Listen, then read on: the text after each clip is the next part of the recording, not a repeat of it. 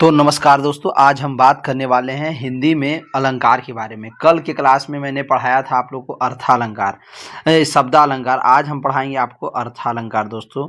तो ये देखिए, अर्थालंकार का है पहला। अर्थालंकार का क्या है? पहला है, ठीक है, ये उपमा अलंकार है। पहला नंबर में क्या है दोस्तों? उपमा अलंकार के बारे में हम लोग पढ़ेंगे। कल हम लोग पढ़े थे शब्दालंकार। शब्दालंकार का ट्रिक हम आप लोगों को बताए थे, उसका ट्रिक एक बार थोड़ा सा हम लोग फिर से देख लेते हैं। आइए देखते हैं उसको, ठीक है। उसके बाद हम लोग इसको फिर अच्छे से पढ़ेंगे। एक बार रिवीजन करना भी तो जरूरी, क्योंकि वहाँ से क्वेश्चन आपका पूछेगा। तो देखिए दोस्तों, आपका जो है ये शब्दालंकार में जो है, ये देखिए शब्दालंकार। शब्दालंकार देखिए, शब्दालंकार स से सात। स से क्या होगा दोस्त? सात। सात भेद होते हैं। कितने भेद होते हैं शब्दालंकार के? सात। ये ट्रिक याद रखिएगा आप, ये जो अभी हम सिखाएं। आप देखिए इसका ट्रिक क्या क्या, कौन कौन सा सात भेद है। तो आया, आया, शब, वी। आया, सब, वी। इसको बी से बिहार भी बना सकते हैं, कोई समस्या हमें नहीं है। अपना मन में जो ट्रिक बना लिया, आया, सब, बिहार, ठीक है। या आप शॉर्ट में ये देखिए, अब देखिए पहला है आ से। आ से हो गया क्या? अनुप्रास अलंकार। य से क्या हो गया दोस्तों? य से यमक अलंकार, 2 नंबर पे। य से क्या हो गया? 2 नंबर पे यमक अलंकार, ठीक है। अब देखिए स से हुआ श्लेष अलंकार, 3 नंबर पे श्लेष अलंकार स से। फिर व से क्या हो गया? वक्रोक्ति अलंकार, 4 नंबर पे, ठीक है। फिर 5 नंबर पे बी से हो गया विप्सा अलंकार। कौन सा अलंकार? विप्सा। विप्सा को ही कहा जाता है पुनरुक्ति प्रकाश अलंकार, याद रखिएगा। इसका 2 नाम है, विप्सा का 2 नाम है, एक विप्सा अलंकार या पुनरुक्ति प्रकाश अलंकार। और देखिए एक, अब यहाँ पे कहेंगे सर 2 और छूट रहा है, तो दो और जो छूट रहा है दोस्तों, वो 2 आपके लिए इंपॉर्टेंट नहीं है। वो कभी भी एग्जाम में आज तक नहीं पूछा है, इसलिए हम उसको छोड़ दिए हैं। अगर आप कहेंगे तो हम बता देंगे। वो दोनों का नाम हम आपको बता देना चाहते हैं दोस्तों। अगर आप नाम जानना चाहते हैं तो हम बता देंगे, नाम हमें बताने में क्या है। ये देखिए छठा नंबर जो है ना, उसका नाम है पुनरुक्ति। क्या है छठा नंबर का? पुनरुक्ति, ठीक है। ये 6 नंबर वाला है पुनरुक्ति, इसका पूरा नाम ही बता दिए। और एक और जो है ना, जो 7 नंबर में है, उसका नाम है पुनरुक्त बदाभास है उसका नाम। क्या है? पुनरुक्त बदाभास। यहाँ जगह नहीं, आप सुन लीजिए। तो पुनरुक्त बदाभास। तो ये दोनों जो है ना, ये 6 और 7 नंबर वाले, ये कभी भी आज तक नहीं पूछा है, तो इस दोनों को रहने दीजिए। पर हाँ, जब आपसे पूछे शब्दालंकार के भेद कितने हैं, तो 7 बताना है। पर आपको अगर डिटेल में पढ़ना है सातों का, तो यही 5 पढ़ना है। सातों का नहीं पढ़ना है, यही 5 का पढ़ना है। समझिए, इसको फिर से एक बार देख लीजिए। आ से हो गया अनुप्रास अलंकार, य से हो गया यमक अलंकार, स से हो गया श्लेष अलंकार, व से हो गया वक्रोक्ति अलंकार, बी से हो गया 5 नंबर वाला विप्सा अलंकार। विप्सा अलंकार को कहा जाता है पुनरुक्ति प्रकाश अलंकार। इसको क्या कहा जाता है दोस्तों? पुनरुक्ति प्रकाश अलंकार, याद रखिएगा। विप्सा को क्या कहा जाता है? पुनरुक्ति प्रकाश, पुनरुक्ति प्रकाश अलंकार, ठीक है। पुनरुक्ति प्रकाश, याद रखिएगा इस बात को, बहुत इंपॉर्टेंट है आपके लिए। पुनरुक्ति प्रकाश या विप्सा, दोनों एक ही बात है। विप्सा या पुनरुक्ति प्रकाश एक ही चीज है, समझे ना। अब देखिए ये बता दिए। अब हम ये देखिए, अगर पिछला वीडियो में जाइएगा तो हम ये सब जो 5 भेद है ना, सबको हम बहुत डिटेल में अच्छे से बहुत सारा उदाहरण देकर के पढ़ाएं। आपका एग्जाम में भी ये सबसे क्वेश्चन पूछता है। ये हम क्यों बता दिए? ये जो अभी हम आपको बताए दोस्तों, यहाँ से जानते हैं कैसे क्वेश्चन पूछेगा? आपको देगा कि इनमें से बताइए कौन सा शब्दालंकार नहीं है। आपको ऐसे क्वेश्चन घुमा देगा, कौन सा शब्दालंकार नहीं है। तो आपको ये जानकारी होगी शब्दालंकार कौन कौन सा होता है, तभी तो आप बनाएंगे। तो आप माइंड में ही रखिए, शब्दालंकार यही 5 होता है, यही 5 के बारे में क्वेश्चन पूछेगा। ये 5 छोड़ करके जो भी रहा, मैंने आप 7 मान लीजिए ना, ये 7 छोड़ करके जो भी रहा, ये 7 छोड़ करके, तो सब क्या हो जाएगा? आप ही बताइए, सब क्या हो जाएगा? सब होगा अर्थालंकार। देखिए अलंकार 3 प्रकार के होते हैं, एक शब्दालंकार, अर्थालंकार, उभयालंकार। तो उभयालंकार का कहीं कोई मतलब नहीं होता, बस ऐसे ही उसको नाम दे दिया गया। पर उभयालंकार हम लोग को पढ़ना लिखना नहीं है, बस ऐसे ही नाम के लिए है, समझ गए। तो इसीलिए हम लोग को मेन अलंकार है शब्दालंकार और अर्थालंकार। शब्दालंकार कितने होते हैं दोस्तों? 7 है। ये 7 के बाद जितना भी होता है सब क्या हो जाएगा? अर्थालंकार हो जाएगा। ये तो आपके माइंड में सेट हो ही गया होगा। अब हम आगे चलते हैं। चलिए, हम बहुत अच्छे से आपको यहाँ तक समझा दिए दोस्तों। अब हम लोग आगे चलेंगे। हाँ, अब हम लोग चलेंगे ये उपमा अलंकार। अर्थालंकार का पहला भेद है उपमा अलंकार। देखिए उपमा अलंकार में क्या होता है ना, देखिए ये सब आप ये सब ज्यादा पढ़ने के चक्कर में न रहिए। ये सब पढ़ेंगे तो फिर आप समझ नहीं पाएंगे। देखिए पहला पॉइंट, ये VVI पॉइंट हमारे लिए दोस्तों, इसे प्रतीप अलंकार का ये उल्टा कहा जाता है। ये बात आप समझ गए। इसे प्रतीप अलंकार का उल्टा कहा जाता है। किसको कहा जाता है? किसको किसको प्रतीप अलंकार का उल्टा कहा जाता है? उपमा को। ये उपमा अलंकार जो है ना, ये उपमा अलंकार जो है दोस्तों, ये इसको किसको क्या कहा जाता है? इसको प्रतीप अलंकार का उल्टा का। ये इंपॉर्टेंट क्वेश्चन है, समझ गए। तो आपसे पूछेगा कि उपमा अलंकार का उल्टा कौन सा अलंकार है, क्वेश्चन पूछ देगा, तो ये प्रतीप होगा। कितना ईजी। देखिए देखिए उपमा में बीच में प है ना, उपमा में बीच में देखिए प है ना, प इसी प से बना दीजिए प्रतीप। समझ गए, प से प्रतीप बना दीजिए। तो माइंड में सेट कर लिए, दोनों का कनेक्शन जोड़ दीजिए कि उपमा बोले या प्रतीप बोले। उपमा का उल्टा क्या हो जाएगा? प्रतीप हो जाएगा। उपमा का उल्टा क्या हो जाएगा दोस्तों? प्रतीप हो जाएगा। समझ गए, ये माइंड में आप सेट कर लीजिए।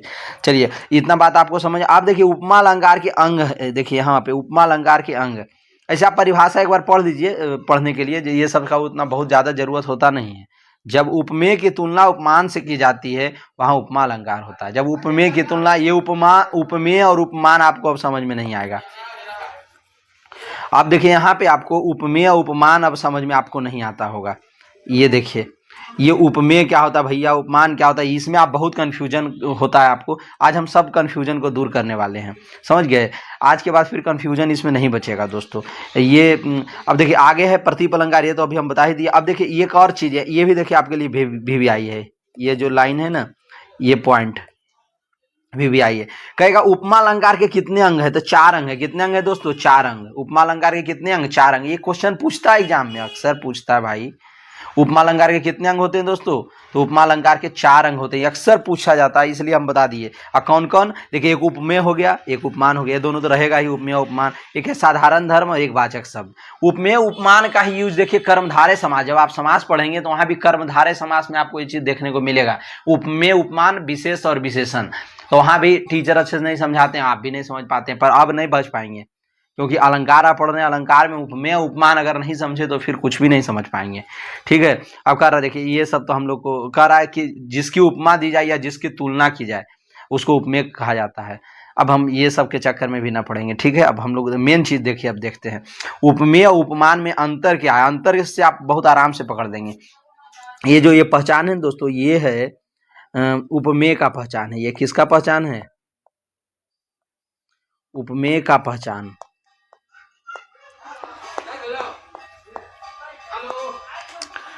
तो उपमेय का पहचान देखिए क्या है दोस्तों, ज्यादातर पास की वस्तुएं, जो पास की वस्तु होगा ना आपके नजदीक, वो होगा उपमेय का पहचान, वो उपमेय हो जाएगा। ठीक है। जो शरीर से संबंधित होगा, हमारे शरीर से संबंधित जो होगा वो उपमेय हो जाएगा। ठीक है दोस्तों, आप इस पॉइंट को अच्छे समझिएगा। ये काल्पनिक गुण होता है इसमें। ये 3 पॉइंट इसका हम उदाहरण देंगे तो और अच्छे समझ में आएगा। अभी आपको हो सकता है ना समझ में आए, पर आप ये 3 पॉइंट आप माइंड में रख लीजिए, तीनों को। उदाहरण जब देंगे तो आपको फिर अच्छे समझ में आ जाएगा। अभी अब देखिए उपमान अब किसको कहते हैं? ये उपमान का पहचान है। किसका पहचान है? ये उपमान का पहचान। देखिए इसमें क्या कर रहा है, एक देखिए उसमें कह रहा है पास की वस्तु। देखिए इसमें क्या कह रहा है दोस्तों, पास की वस्तु इसमें कह रहा है। किसमें? उपमेय वाले में कह रहा है। उपमेय वाले में क्या कह रहा है? पास की वस्तु। इसमें क्या कह रहा है? दूर की वस्तु। देख रहे हैं ना, उपमेय में कह रहा है पास, इसमें कह रहा है दूर। देखिए कैसे अंतर है। ये कह रहा है शरीर से संबंधित, ये कह रहा है प्रकृति से संबंधित। देख रहे हैं ना, ये किसका पहचान है? उपमेय का। ये उपमान का। ये किसका पहचान है? उपमान का। तो उपमान में देखिए प्रकृति से संबंधित हो गया, इसमें वास्तविक गुण होता है, तो इसमें देखिए काल्पनिक गुण होता है। ये देखिए अंतर आपको समझ में आ गया होगा। अब हम लोग चलते हैं, हम इसका उदाहरण भी आपको हम देंगे, आगे देंगे तो आपको समझ में आएगा। ऐसे अगर आपका मन है तो यहीं पे हम आपको बता देते हैं। देखिए एक शब्द है, हम आपको बता ही देते हैं, अच्छे से लिख करके बताते हैं उपमेय उपमान को, क्योंकि आप फिर लाइफ टाइम आप कंफ्यूजन आपका बंद हो जाएगा। और ये सब कोई समझाता भी नहीं भाई, टीचर लोग भी अच्छा से नहीं समझाते हैं, इसलिए हम समझा देते हैं। देखिए एक शब्द है पीपर पात सरिस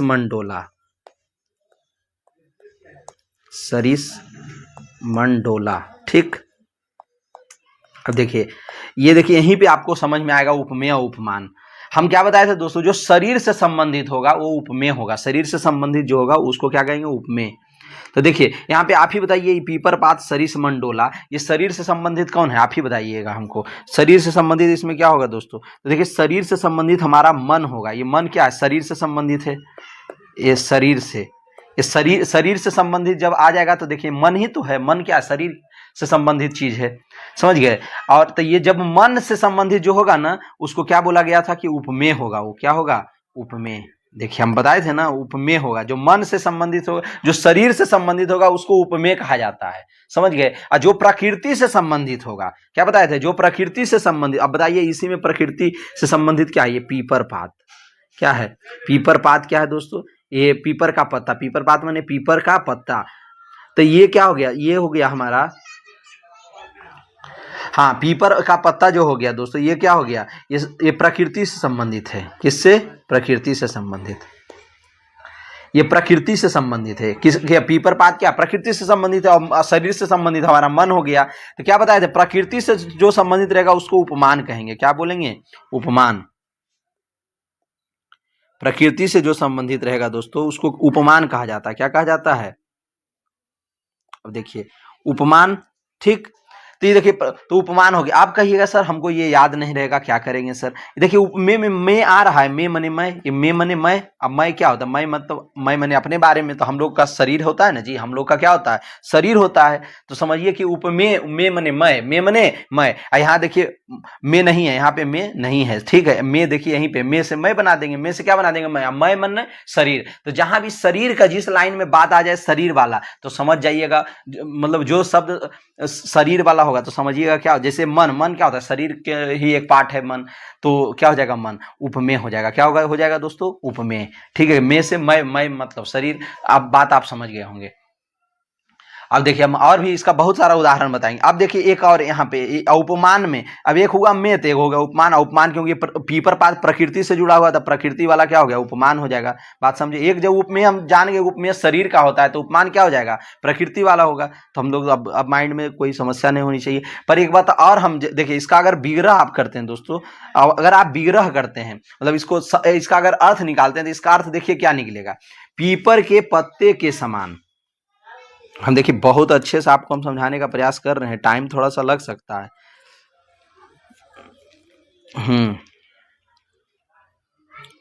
एक और उदाहरण देखिए हम आपको देते हैं।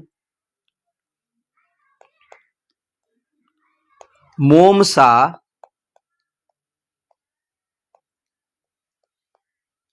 जल चुका, मोम सा तन जल चुका। अब इसमें बताइएगा हमको कि क्या होगा, इसमें बताइए, मोम सा तन जल चुका। अब देखिए उपमा अलंकार का एक सबसे बड़ा पहचान देखिएगा, इसमें देखिए सास ये सब जो लगा हुआ है ना, ये सभी उपमा अलंकार का सबसे बड़ा पहचान है, ठीक है। पर हम उपमेय उपमान अभी आपको हम समझा रहे थे। यहाँ पे बताइए तन आ गया ना, और तन मने शरीर, और जब शरीर आएगा तो शरीर किसके पास है, मेरे पास है। तो मैं, तो उपमेय ये क्या हो जाएगा, शरीर वाला चीज क्या होगा, उपमेय हो जाएगा। क्या हो जाएगा दोस्तों, उपमेय। बात समझे आप। उपमेय को मैं बना दीजिए, उपमेय को मैं बना दीजिए। एक हम ट्रिक बता रहे हैं, मैं उपमेय से मैं बना दीजिए, मैं, ठीक है, मैं बना दीजिए। तो मैं जब हम बना देंगे दोस्तों उपमेय को, तो क्या हो जाएगा, मैं बनाएंगे तो आप खुद समझिएगा। उपमेय को अगर मैं बना देंगे तो मैं मने शरीर, मैं मने शरीर। तो जब शरीर की बात ही यहाँ तो करिए दिया, तन आइए गया, मोम सा, मोम के जैसा तन क्या हो गया, जल चुका है। तो ये उपमेय हो गया। अब देखिए यहाँ पे प्रसिद्ध वस्तु, यहाँ पे देखिए क्या है, मोम, मोम क्या प्राकृतिक चीज है, ये सब समझिएगा। तो ये क्या हो गया, मोम, मोम क्या हो गया, उपमान। एक उपमेय हो गया तो एक उपमान हो गया, बस ऐसे माइंड में आप रख लीजिए, ठीक। उपमेय और एक उपमान। ये जो सा लगा हुआ है यहाँ दोस्तों, ये क्या हो गया, साधारण, ये वाचक शब्द हो गया। सा जो है ये वाचक शब्द है, क्या है, सा जो है एक वाचक शब्द। इसमें देखिए आज शुरू में आपको बताएंगे सा क्या है, वाचक शब्द। ये देखिए ये क्या है, वाचक शब्द है ये। और देखिए जल चुका, ये मोम सा तन, मोम भी जल रहा है और तन भी जल रहा है। ये दोनों के बारे में कौन कर रहा है, जलना। कह रहा मोम भी जल रहा है, मोम कैसे जल रहा है, तन के, तो तन भी जल रहा है, मोम भी जल रहा है। तो ये जल क्या हो जाएगा यहाँ पे, जो जलना, ये जल मने पानी नहीं, जल मने जलना। ये जलना यहाँ पे क्या हो जाएगा दोस्तों, ये होगा साधारण धर्म, साधारण धर्म, साधारण धर्म। देखिए इसको समझाने के लिए हमको काफी टाइम लेना पड़ रहा है, क्योंकि ये सब चीज आपके जैसे हम भी पढ़ते थे, एक समय था कोई भी टीचर अच्छे से सब नहीं समझा पाते थे। हम 2-4 किताब को अच्छे से पढ़ करके इन चीजों को समझे हैं, समझ गए।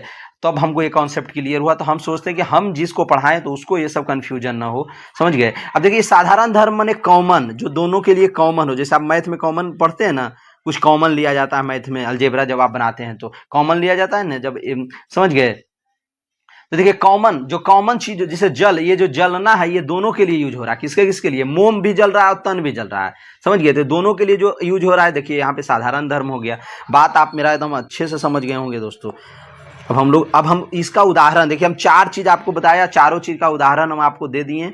अब हमको लगता है, अब चलिए उदाहरण ढेर सारा दे करके आपको अच्छे से समझाते हैं, क्योंकि देखिए ये जो देखिए यहाँ पे, अब देखिए साधारण धर्म, साधारण धर्म दो व्यक्तियों और वस्तुओं के बीच समानता दिखाने के लिए जिस गुण या धर्म की सहायता ली जाती है, जो गुण, वो देखिए ये सब पढ़िएगा तो आपको समझ में भी नहीं आएगा। मेरी भाषा में चलिए, ये सब किताबी भाषा मत पढ़िए, मेरी भाषा से समझिए, आपको सब कुछ समझा देंगे। अब यहाँ देखिए कह रहा है वाचक शब्द, उपमेय और उपमान में समानता या तुलना प्रकट करने के लिए जिन शब्दों का प्रयोग, देखिए उपमा अलंकार का सबसे बड़ा पहचान है कि उपमा अलंकार में देखिए सा लगा रहेगा, सी, सा से सी सब लगा रहेगा। उपमा अलंकार का सबसे बड़ा पहचान है सो, सरिस, सदृश, समतुल, ये सब शब्द अगर लगा रहेगा किसी भी वाक्य में, समझिए ये उपमा अलंकार। देखिए की तरह, के जैसा, के समान, ये सब शब्द में भी पूरा नहीं रहता, मतलब सा से सी आप याद कर लीजिए। देखिए ऊपर का जो है ना, ऊपर वाला लाइन, इसको आप माइंड में रख लीजिए, आपका कल्याण हो जाएगा दोस्तों। सा से सी, सरिस, जैसे पीपर पात सरिस मंडोल, देखिए अभी अभी आया था ना एक ये वाला, देखिए पीपर पात सरिस मंडोला, देखिए पीपर पात सरिस मंडो, देखिए सरिस आ गया, तो सरिस आ गया तो इसका मैंने डायरेक्ट हो जाएगा। पहचानने का रूल है ये सब। ये देखिए लाइन वाला कुछ भी अगर रह जाए वाक्य में, समझिएगा कि उपमा अलंकार हो जाएगा। क्या हो जाएगा दोस्तों? क्या हो जाएगा? इस लाइन वाला सब उपमा अलंकार। क्या, कौन सा अलंकार? सा से सी ये सब लगा रहेगा, उपमा अलंकार। अब देखिए उपमा अलंकार के भी भेद होते हैं दोस्तों, अभी ये सब भेद नहीं पढ़ना है हम लोग को, ठीक है? ये देखिए उपमा अलंकार के भी भेद है, 3 भेद हैं। देखिए उपमा 3 अक्षर से मिलकर बना, 1, 2 और 3 उपमा बना ना, तो उपमा अलंकार के 3 भेद हैं, ठीक है? उपमा, पूर्णोपमा, लुप्तोपमा, मालोपमा, पर ये सब हम लोग को पढ़ना नहीं, ये सबसे कभी भी क्वेश्चन उससे नहीं पूछता है, ठीक है? तो नहीं पूछता है तो काहे हम बिना मतलब का चक्कर में पढ़ने जाएंगे, बताइए? वो किताब है, किताब में तो दुनिया भर का दे देगा, तो किताब से हमको क्या लेना देना है बहुत ज्यादा। अब हम लोग आगे चलते हैं, इसका उदाहरण देखिए ढेर सारा है, सब उदाहरण को एक नजर देख लेते हैं दोस्तों, ताकि आपको लाभ मिल जाएगा। देखिए यहाँ पे सा लगा हुआ है दोस्तों, सा, तो सा जैसे ही मिला हमको, तो सा जैसे मिल गया तो उपमा अलंकार हो जाएगा। कौन सा अलंकार? उपमा हो जाएगा, ठीक है दोस्तों, उपमा अलंकार। देखिए यहाँ भी सा आ गया तो काम खत्म, यहाँ भी देखिए सा आ रहा है, तो सा से सी, सरिस, सम, ये सब आ गया तो समझिए उपमा अलंकार। देखिए हरिपद कोमल कमल से, देखिए यहाँ से आ गया ना, तो ये उपमा अलंकार हो जाएगा। क्या हो जाएगा दोस्तों? ये उपमा अलंकार। देखिए यूपीएसआई में पूछा है, बहुत बार ये सब क्वेश्चन पूछता है। पीपा हो सकता है ना आपके एग्जाम में भी यही सब उदाहरण कोई एक आध दो दे दे। पीपर पात सरिस, देखिए इसमें सरिस आ गया, देखिए सरिस बताए थे ना कि पीपर के पत्ते के समान। अब देखिए यहीं पे आपको हम बता देते हैं,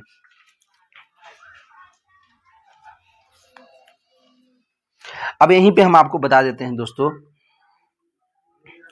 हरिपद कोमल कमल से पीपर पात सरिस मन डोला। तो देखिए यहाँ पे क्या था? पीपर, और यहाँ देखिए मन डोला, डोलना देखिए यहाँ क्या आ गया, मन भी डोल रहा है, पीपर का पत्ता भी डोल रहा है, ठीक है? कह रहा पीपर पात सरिस, पीपर का पत्ता के समान, पीपर के पत्ते के समान मन डोला, ठीक है? तो ये डोलना तो पीपर के लिए भी आ गया और पत्ते के मतलब मन के लिए भी आ गया, तो ये डोला क्या हो जाएगा यहाँ पे? साधारण धर्म। डोला क्या हो जाएगा दोस्तों? साधारण धर्म। डोला क्या हो जाएगा? साधारण धर्म। अब देखिए यहीं पे एक था ये मन, मन क्या था? जो शरीर से संबंधित होगा, उपमेय, में माने मैं, ठीक है? उपमेय हो जाएगा। मन क्या हो जाएगा दोस्तों? उपमेय। क्या हो जाएगा? उपमेय। वो बताइए थे हम वहां पे आपको। अब पीपर, पीपर पत्ता क्या हो जाएगा? ये प्रसिद्ध चीज है, तो ये पीपर का पत्ता क्या हो जाएगा यहाँ पे? ये होगा उपमान हो जाएगा, ठीक है दोस्तों? उपमान माने जो प्रकृति वाला चीज होता है, उपमान उसको कहेंगे, जो समझ गए? अब यहाँ पे हम लोग आगे चलते हैं। हाय फूल सी कोमल बच्ची, हाय फूल सी, अब देखिए यहाँ सी लग गया, बस सी लग गया, उपमा अलंकार मार के एकदम निकल जाइए, कोई टेंशन आपको नहीं लेना है। ये देखिए अरविंद से, ज्यादा उपमेय उपमान का चक्कर में भी ना पड़िए, समझ में आ गया तो ठीक है, नहीं आया कोई बात नहीं। सी मेन चीज देखिए हम आपको बता दिए, सा से सी सब आ गया तो ये उपमा अलंकार हो गया, समझ गए दोस्तों?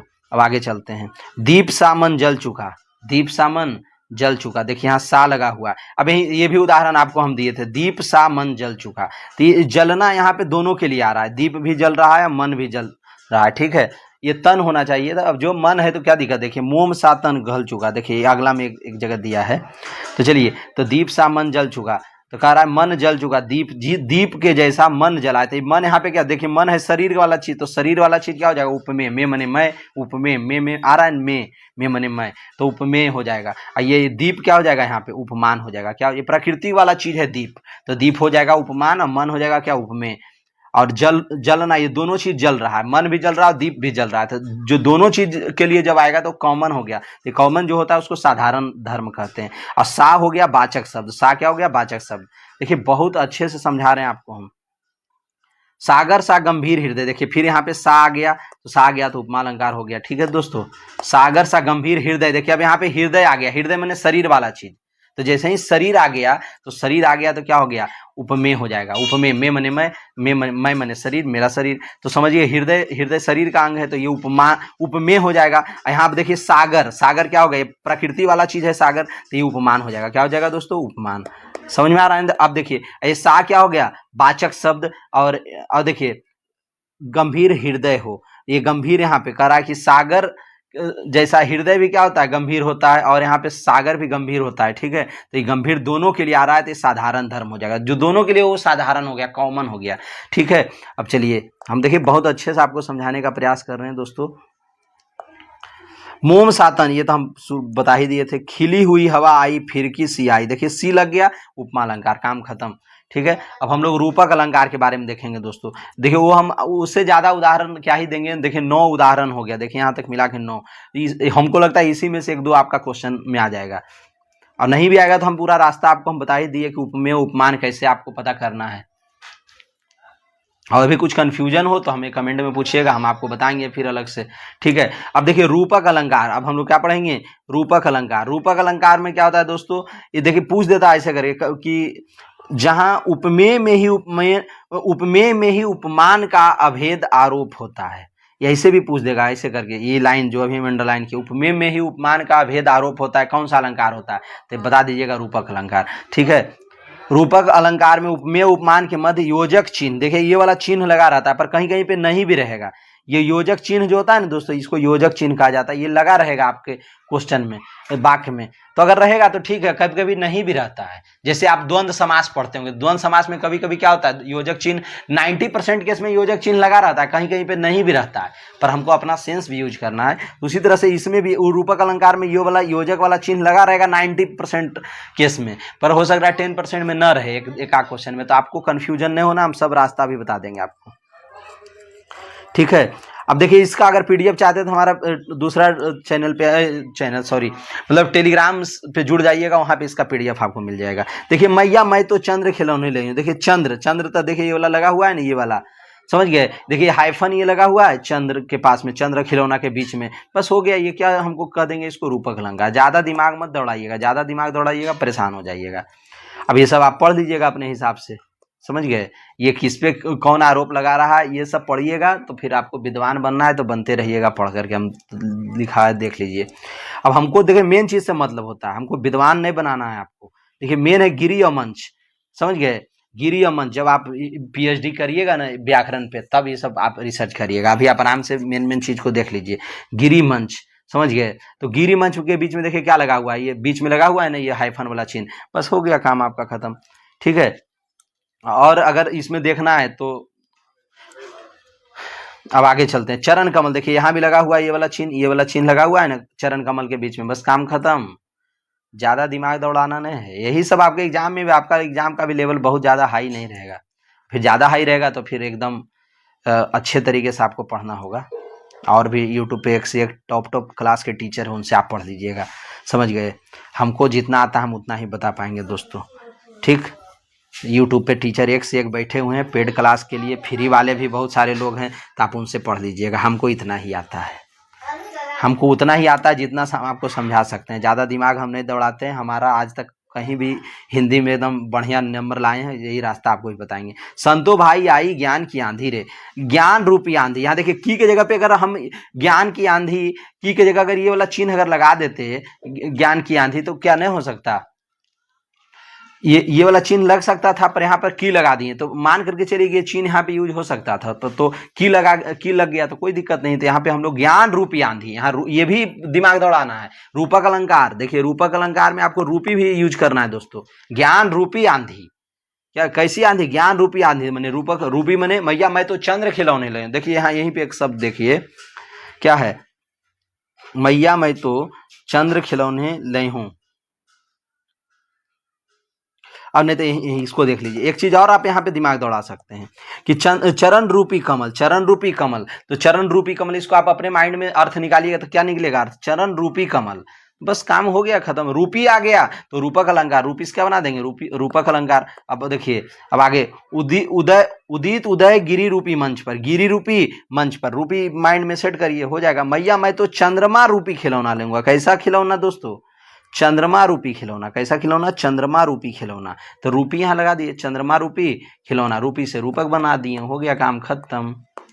समझ गया? रूपक में एक और ट्रिक बताइए ही है, ये वाला चिन्ह लगा रहेगा, ये हाइफन वाला चिन्ह बीच में, समझ गए? बस यही सब मेन मेन चीज आप ध्यान में रखेंगे, काम हो जाएगा, क्योंकि पूरा विस्तार से पढ़ेंगे, आपका एग्जाम नजदीक है। देखिए अंबर रूपी पनघट में, अंबर रूपी पनघट में डूबो रही तारा घट, तारा घट उषा नागरी, मन सागर, मन रूपी सागर, मन रूपी सागर या मन सागर, ये चिन्ह भी दिया है। जब जहां चिन्ह दिया वहां तो आराम से आप पकड़ लेंगे। नहीं दिया, देखिए राम रतन में भी देखिए यहाँ चिन्ह दे दिया ना दोस्तों बीच में, तो बस हो गया रूपी में। मुख रूपी चांद पर, देखिए यहाँ पे तो डायरेक्ट दे दिया मुख रूपी, यहाँ पे हाइफन वाला चिन्ह नहीं दिया, पर यहाँ रूपी लिख दिया। जब रूपी लिख दिया मैंने रूपक अलंकार, समझ गए? तो आपको देखिए रूपक अलंकार भी खत्म कर दिए और यमक भी खत्म कर दिए। टाइम लग रहा है, कोई बात नहीं दोस्तों, हम उतना ही आपको पढ़ाएंगे जितना जरूरत है। वैसे तो हमको पूरा मालूम है कैसे क्या होता है, इसमें भी बहुत सारे एक्सेप्शन चीजें भी होती है, पर उतना बताएंगे तो आपके माइंड में भी लोड नहीं हो पाएगा ना, समझ गए? तो इसलिए हम वही पढ़ाते हैं जो आपको समझ में आ जाए, जिससे आप एग्जाम में अच्छा कर ले। हम आपको विद्वान नहीं बनाना है। फिर विद्वान बनने के लिए, जैसे राजस्थान का कोई तैयारी कर रहा है, तो राजस्थान का अगर क्वेश्चन देखेंगे तो वहां पे लेवल थोड़ा सा ज्यादा डीप होता है, समझ गए? पर अगर आप ऐसे ही कोई साधारण टीजीटी पीजीटी का तैयारी कर रहे हैं तो ये सब में यही जो हम तरीका बता रहे हैं, यही सबसे क्वेश्चन आएगा। पर राजस्थान का कोई अगर तैयारी कर रहा है, वहाँ पे थोड़ा सा ज़्यादा डीप आता है, तो वहाँ पर के लिए हम अलग तरीके से पढ़ाएंगे, वहाँ पे ज़्यादा डीपली हमको पढ़ाना पड़ेगा। पर आपके एग्जाम में चाहे वो बीपीएससी TRE4 हो या स्टेट हो, EMRS हो, DSSB में हो, ये सबका question, UP TGT PGT LT grade हो, ये सब में यही सब जो हम बता रहे हैं, जो ट्रिक और टेक्निक है, ये सब पूरा काम करेगा। बस राजस्थान वाले में थोड़ा ज़्यादा डीप करता है क्वेश्चन, तो ज़्यादा डीप में थोड़ा सा आपको कुछ एक्सेप्शन होती है ना चीज़ें, उसको भी ध्यान देना होता है, समझ गए? इसलिए हम कहे आपको। देखिए उत्प्रेक्षा में, और उत्प्रेक्षा में हम इतना नियम कानून क्यों पढ़ने जाएंगे भाई? पर एक बात याद कर ली, उत्प्रेक्षा में उपमेय उपमान की संभावना प्रकट होती है, क्योंकि ये लाइन दे करके पूछ देगा कि उपमेय में उपमान की संभावना प्रकट हो तो कौन सा अलंकार होगा? तो उत्प्रेक्षा अलंकार, ये पूछ देता है, समझ गए? ये वाला लाइन दे करके उपमेय उपमान की संभावना प्रकट की जाए तो कौन सा अलंकार होगा? उत्प्रेक्षा अलंकार। ये माइंड में आप रखिएगा, ठीक है? अब इसको कैसे संभावना, उत्प्रेक्षा में क्या होगा ना, ये संभावना याद रखिएगा, पूछता है भाई क्वेश्चन, इसलिए हम बताएं। यहाँ पे संभावना, उपमेय उपमान, दो चीज तो देखिए सब में आ रहा है। उपमेय उपमान, उपमेय उपमान हम समझा भी दिए आपको। उपमान में क्या होगा? उपमान में दोस्तों, उपमान में प्रकृति वाला जो ज्यादा प्रसिद्ध वस्तु है, जो नजदीक में, जो दूर में है, उपमान वाला जो चीज होगा वो दूर में होगा, और जो उपमेय वाला चीज होगा नजदीक में होगा। उपमेय वाला क्या होगा? नजदीक में। मैं मने मैं मने शरीर, देखिए शरीर हमारा नजदीक में, तो जो नजदीक की वस्तुएं होती है ना, वो उपमेय होती है, ठीक है? और देखिए उपमान क्या होगा? उपमान में जो प्रकृति की वस्तु है, जो प्रकृति की वस्तु है थोड़ा दूर होता है, समझ गए? तो ये उपमान हो गया। अब देखिए यहीं पे अब आपको हम बता रहे हैं संभावना प्रकट करने का, उपमेय में उपमान की संभावना, समझ गए? उपमेय में उपमान की संभावना, एक संभावना मेन आपको फंसाएगा, संभावना से मेन फंसेंगे आप।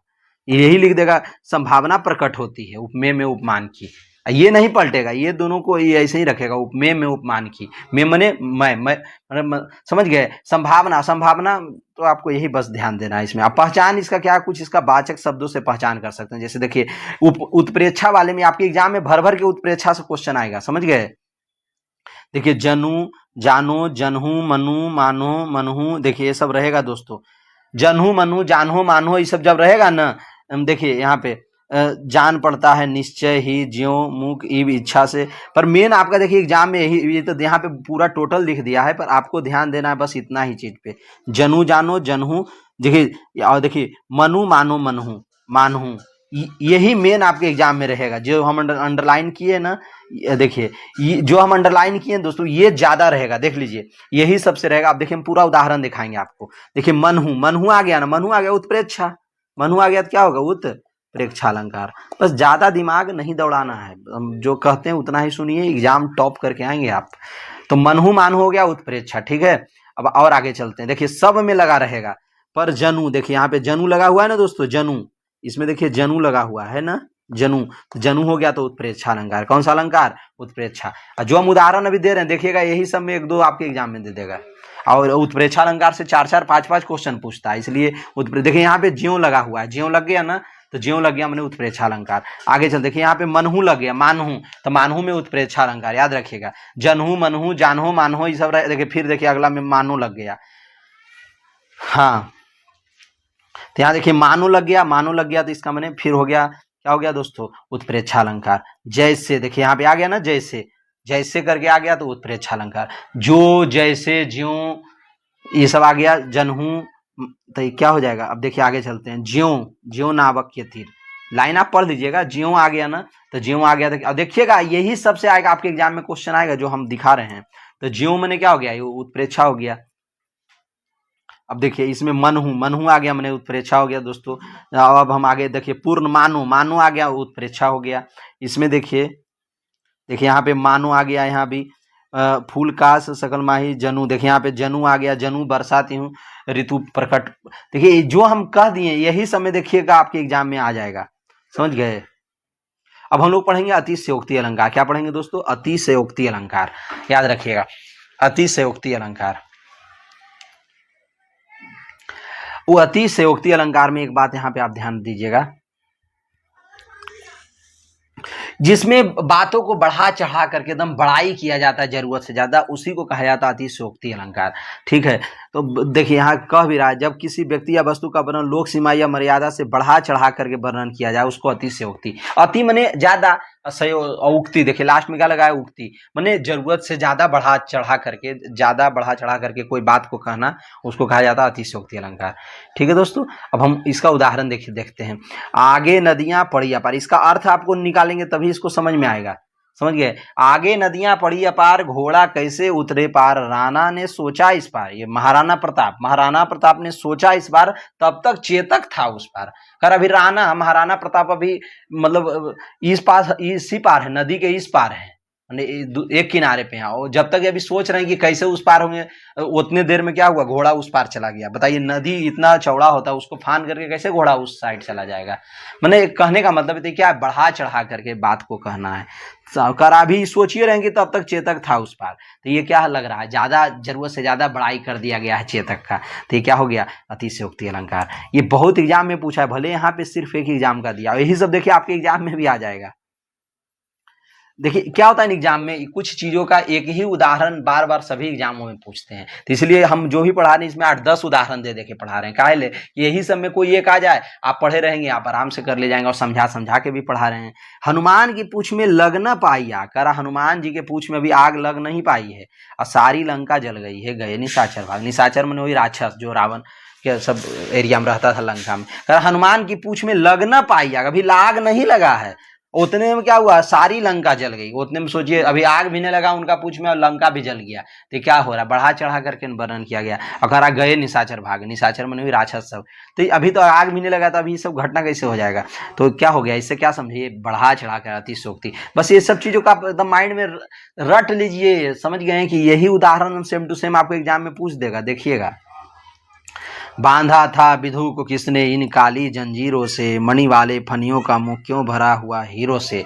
ये विधु मने होता है चंद्रमा, ये विधु मने क्या होता है दोस्तों? चंद्रमा होता है। वो किसने इन काली जंजीरों से, यहाँ पे कह रहा है कि अब बोलिए बांधा था विधु को, अब चंद्रमा को कोई बांधेगा? आप बताइए, तो क्या बढ़ा चढ़ा करके इन्हें बात कहा जा रहा है। बांधा था विधु को किसने इन काली जंजीरों से, चंद्रमा को कौन बांधेगा भला भाई? तो ये बढ़ा चढ़ा करके बात कह रहा है। मणि वाले फनियों का मुख क्यों भरा हुआ हीरो से, तो ये क्या है? अतिशयोक्ति अलंकार हो जाएगा। कौन सा अलंकार हो जाएगा दोस्तों? अतिशयोक्ति अलंकार। भूप सहस 10 एक ही 12, करा राजा को है 10 10,000 लोगों को एक बार में मार दिया। समझ नहीं, एक बार में मार दे। इसका अर्थ ये होगा, देखिए हम बता रहे हैं इसका अर्थ। कह रहा है कि 10,000 राजा मिल करके एक बार सब ताकत लगाया, क्या लगे उठावन टरही नटारा। जो शिव जी का जो धनुष था ना, ये सीता स्वयंवर के घटना है, ये सीता स्वयंवर का ये लाइन है, समझ गए, रामचरितमानस से ये लाइन लिया गया है। और ये जो है जयशंकर प्रसाद का लाइन है, ये बांधा था बिंदु को किसने, ये जयशंकर प्रसाद की एक कविता है उससे लिया गया था दोस्तों, बांधा था बिंदु को किसने। अब ये जो भूप सहस 10 एक ही 12 जो ये रामचरितमानस का लाइन है, ये सीता जी का जब स्वयंवर हो रहा था सब लोग प्रयास क्या कर रहे थे, धनुष उठाने का, समझ गए, तो धनुष नहीं उठा रहा था, तो वही कह रहा है, बड़ाई वाला बात है। देखिए यहाँ पे कह रहा है 10,000 लोगों ने क्या किया है, एक साथ धनुष को उठाया है।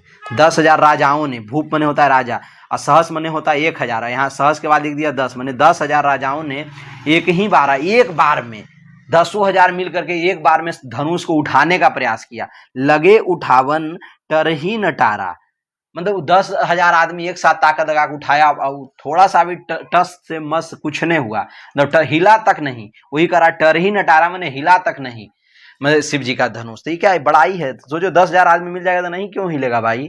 यहाँ तो राम जी अकेले उठा दिए थे, उठाए नहीं थे, वो प्रत्यंचा चढ़ा रहे थे तो टूट भी गया था, समझ गए।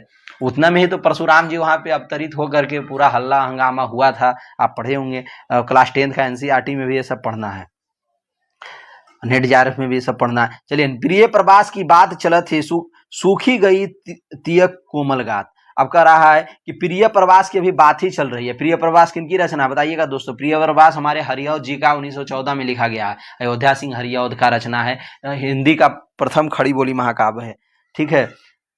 हाँ, तब आगे चलते हैं। सूखी, देखिए प्रिय प्रवास की बात चलते ही सूखी गए ती कोमल गात की, मतलब बातें चलते में उनका कोमल गात जो है, गात माने होता है शरीर, गात माने क्या होता है शरीर, उनका शरीर बताओ सूख जाएगा, ऐसा संभव है, नहीं संभव है। तो क्या है, ये अतिशयोक्ति अलंकार हो जाएगा। क्या हो जाएगा दोस्तों, अतिशयोक्ति अलंकार, ठीक है। अब हम आगे चलते हैं। पानी परत को हाथ छुओ नहीं, नैनन के पानी परात को हाथ छुओ नहीं, नैनन के जल सो पग धोए।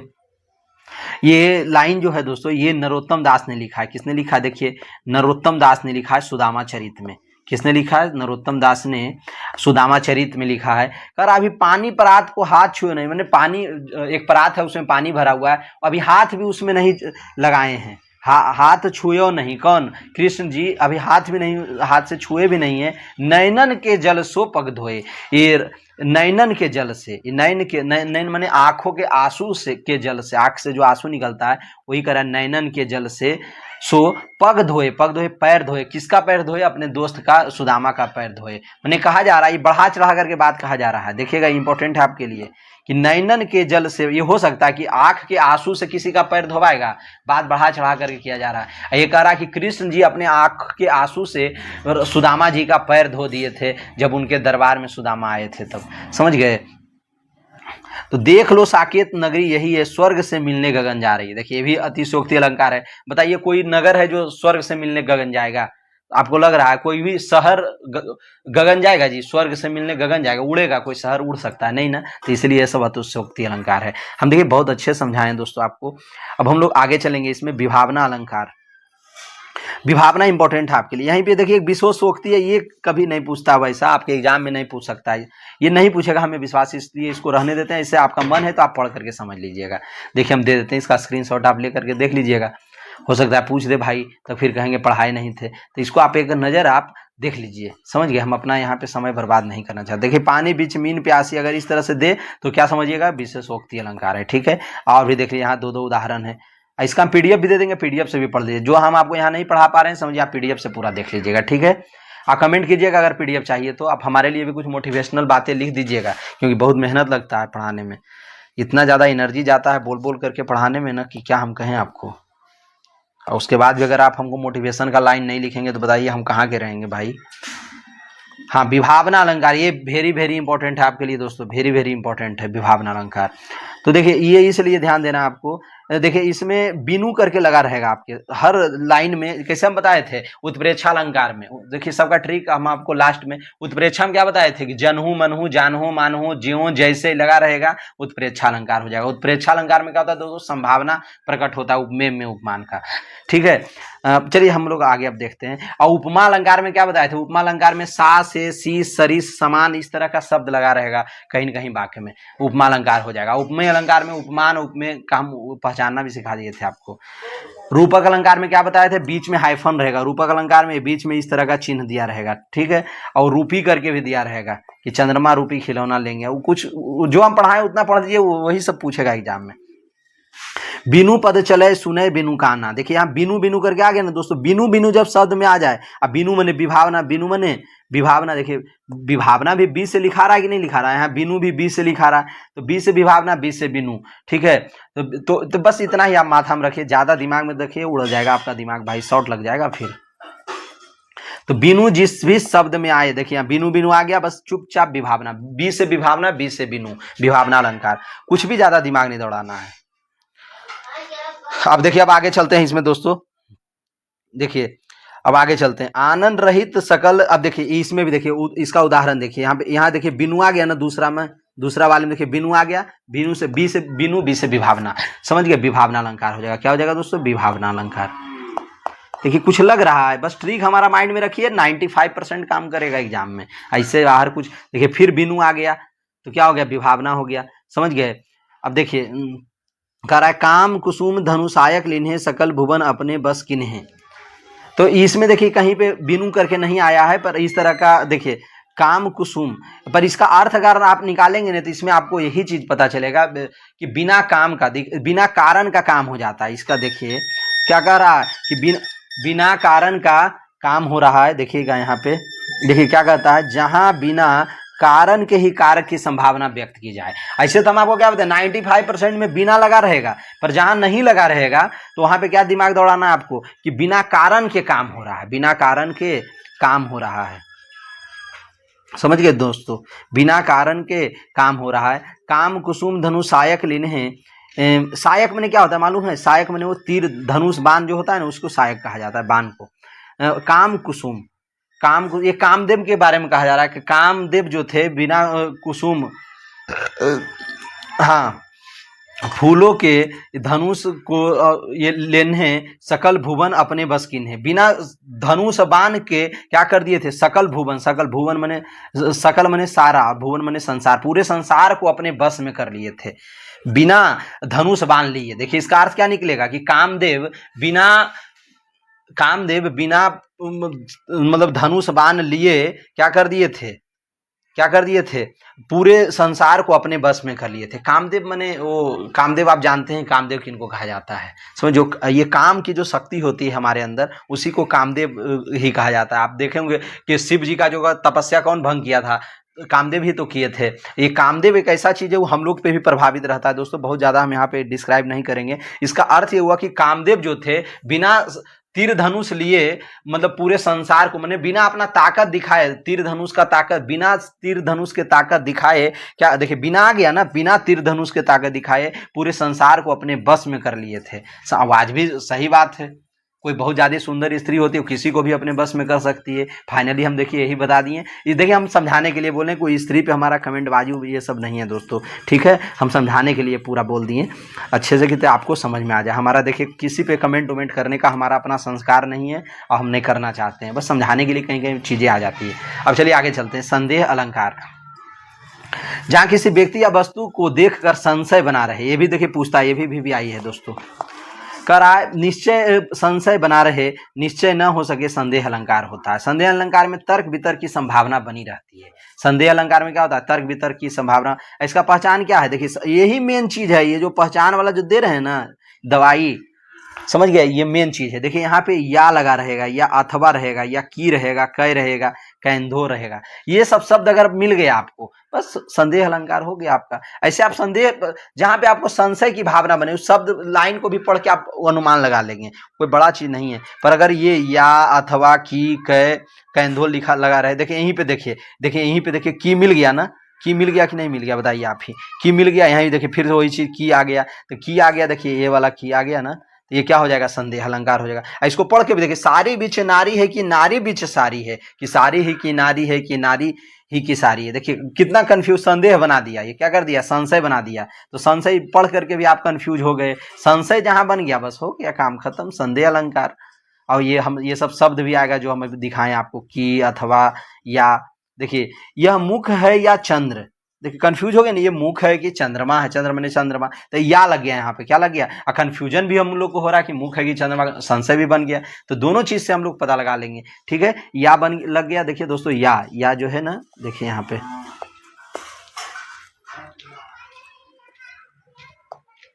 देखिए ये जो या है यहाँ पे देखिए या आ गया ना, ये देखिए यहाँ पे या आ गया, फिर देखिए या आ गया, यह काया है या शेष उसी की छाया, या आ गया, फिर देखिए यही वाला या यहाँ भी।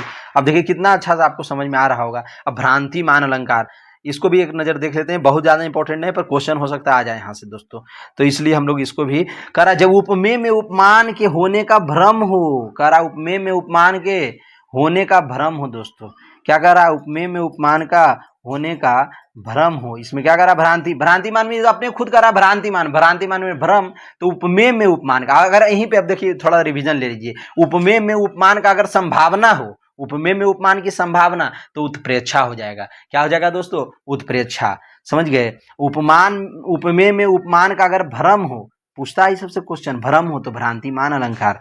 जब जहां एक वस्तु को देखकर दूसरी वस्तु का भ्रम हो जाए, उसको क्या कहा जाता है। जैसे कि रात उत के टाइम में हम लोग देखते हैं कोई तार उड़ के पेड़ तर अगर कुछ रहता है, वैसा मान लीजिए कोई बोरा है या कुछ रखा हुआ है, तो लगता है कि यहीं पे भूत बैठा है, लगता था बचपन में, अब तो नहीं लगता है पर बचपन में ये सब लगता था। तो क्या भ्रांति हो जाता है वो चीज का, क्या होता है, रात उत में आप चल रहे हैं, कोई एक आगो रस्सी है तो लगता है कि सांप वहां पे रखा हुआ है, तो ही भ्रम है, एक वस्तु को देखकर दूसरी वस्तु का भ्रम हो जाए।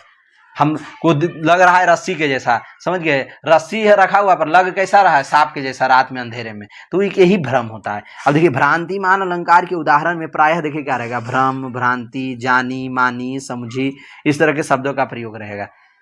ये जनहू मनहू रहेगा तो ये उत्प्रेक्षा में हो जाएगा, ये जानी मानी है दोस्तों, याद रखिएगा, जनहू मनहू अलग है, ये जानी मानी है। यहाँ पे ये कह रहा है भ्रांति, देखिए भ्रांति आ गया, पढ़ करके भी देखिए ना, ये शब्द यहाँ पढ़ करके भी देखिएगा तो आपको पता लग जाएगा। नाक का मोती अधर की कांति से, बीज दाड़िम का समझ कर, देखिए समझ कर भ्रांति से, भ्रांति आ गया, भ्रांतिमान अलंकार।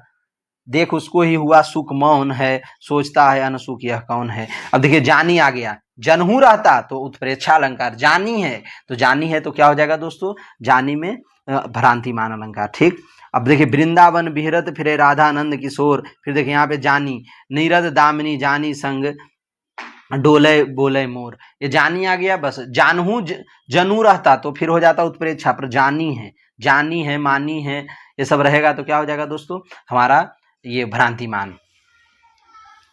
अब देखिए यहाँ पे भ्रम आ ही गया तो यहाँ भ्रम हो गया। पाए महावर दिन को नाइन बैठे आए, फिरी जानी, फिर देखिए जानी आ गया ना, जानी महावरी एड़ी मिटती जाए, ठीक है। अब ये सब आप समझ गए होंगे, बहुत ज्यादा क्या बोले। अन्योक्ति अलंकार आप देखिएगा थोड़ा सा, हाँ देखिए ये अन्योक्ति अलंकार में क्या, अन्न जोड़ उक्ति से मिलकर बना, जिसमें अन्न दूसरा एवं मुक्ति का अर्थ है कथन, ये दूसरा कथन। इस अलंकार को बनाने के कुछ प्रतीक चिन्हों का प्रयोग किया जाता है, जैसे फूल है, कली है, माली है, गुलाब, कांटा, इस तरह का शब्द क्या रहेगा, आएगा। प्रतीक चिन्हों के बिना अन्योक्ति अलंकार का निर्माण नहीं किया जा सकता, माने ये सब प्रतीक चिन्ह जरूर रहेंगे, चाहे वो फूल रहे, कली रहे, माली, गुलाब, कांटा, डाली, ये सब रहेगा, अन्योक्ति हो जाएगा। अन्योक्ति माने ये सब शब्द रहना उसमें जरूरी है। कौन कौन, फूल होगा, फूल के साथ कली, फूल जब बच्चा होता है ना, स्टार्टिंग फेज में जब फूल होता है उसको कली बोलते हैं। अब फूल से संबंधित हो गया माली, गुलाब भी देखिए फूल है, कांटा भी फूल है, डाली भी फूले के डाली होता है, फूल हम लोग कहाँ रखते हैं, डाली में रखते हैं। अली मने भौरा, पक्षी, ये सब क्या है, ये सब एक ही ग्रुप के चीज है, ये सब समझे। यहाँ कोई घोड़ा बंदर तो दिया नहीं है, घर मकान महल अटारी, ये सब तो फूले संबंधित प्राकृतिक चीज का ही दिया, सब एक ही ग्रुप के हैं, सब बाग बगीचा में रहने वाले हैं, तो ये सब प्रतीक चिन्ह यही होगा। अब देखिए आइए, नहीं पराग नहीं मधुर मधु, मधु देखिए आ गया ना, यहाँ पे क्या दे दिया दोस्तों, मधुर मधु, मधु मने वही भौरा, ठीक है। मधुर मधु नहीं विकासु यही काल, अली कली ही सो बंधे वो आगे कौन हवाल। लाइन ये कौन बोला था दोस्तों, आपको मालूम है? ये लाइन हमारे बिहारी लाल ने बोले थे। बिहारी जो कवि हैं रीतिकाल के, उन्होंने बोला था कि इसको राजा जय सिंह के दरबार में रहते थे, जय सिंह को ही बोले थे। नहीं पराग नहीं मधुर मधुन नहीं विकासु ही काल, अली कली ही सो बंधे वो आगे कौन हवाल। देखिए दोस्तों आ गया यहाँ पे अली अकली आ गया ना।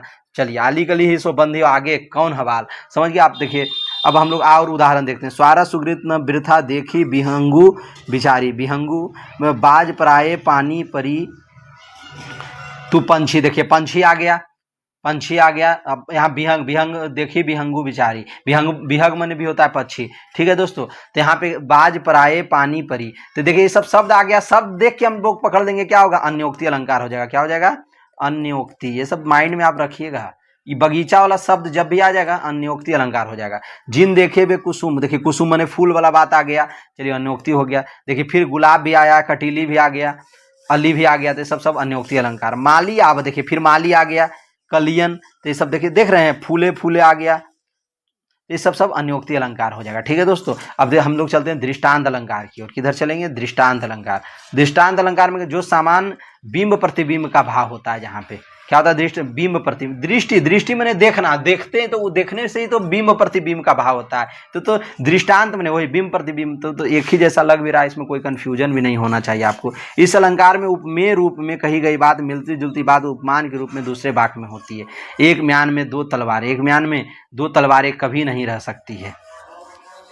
इस अलंकार में उपमेय रूप में कही गई बात किसी मिलती जुलती बात उपमान के रूप में दूसरे वाक्य में होती है। कभी नहीं रह सकती है, किसी और पर प्रेम नरिया पति का क्या सह सकती है। कह रहा जिस तरीके से एक, देखिए इसमें क्या कर रहा है कि एक जो चीज रहेगा उससे मिलता जुलता अगला लाइन में भी वैसा चीज आपको मिल जाएगा। ये दृष्टांत माने होता है उदाहरण। यहाँ पे आप एक चीज समझिए, तो उदाहरण देने वाला बात अगर कुछ रहेगा, समझ गए, उदाहरण जब दिया जाता है तो वो सब क्या होगा? दृष्टांत अलंकार। दृष्टांत माने होता है उदाहरण देने वाला बात जब कहीं पे आएगा तो देखिए करा एक म्यान में दो तलवार कभी नहीं रह सकती है, जैसे कि किसी और पर प्रेम नरियां, अगर कोई नारी है, नारियां हैं, कोई महिला है, किसी के प्रेम में अगर पड़ गई है तो पति का क्या सह सकती है, तो अपने पति का भी फिर नहीं वो सहती है। समझ गए?